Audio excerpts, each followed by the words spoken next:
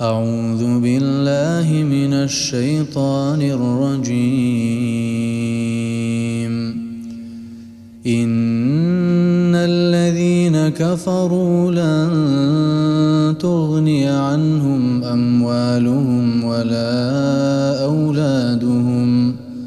ولا أولادهم من الله شيئا، وأولئك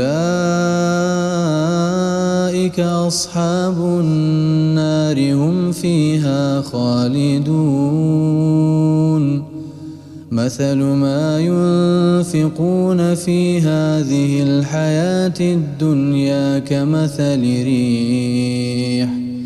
كمثل ريح فيها صر أصابت حرث قوم ظلموا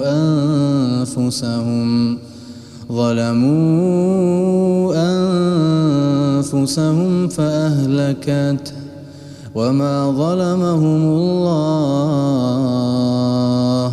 ولكن أنفسهم يظلمون. يا أيها الذين آمنوا لا تتخذوا بطانة من دونكم لا يألونكم خبالا ودوا ما عنتم قد بدت البغضاء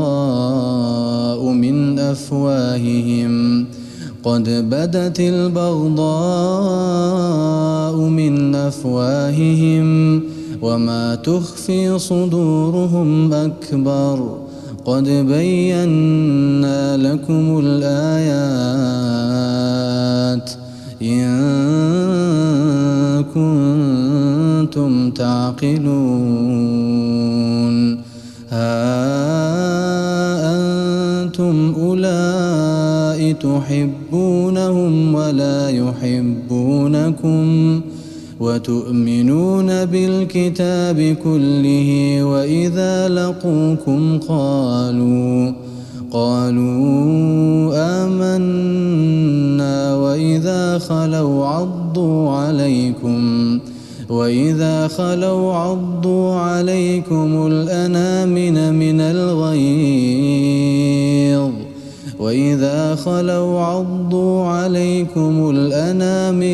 الغيظ قل موتوا بغيظكم إن الله عليم بذات الصدور. إن تمسسكم حسنة تسؤهم، وإن تصبكم سيئة يفرحوا بها، وإن تصبروا وتتقوا لا يضركم كيدهم شيئا إن الله بما يعملون محيط. وإذ غدوت من أهلك تبوئ المؤمنين مقاعد للقتال والله سميع عليم.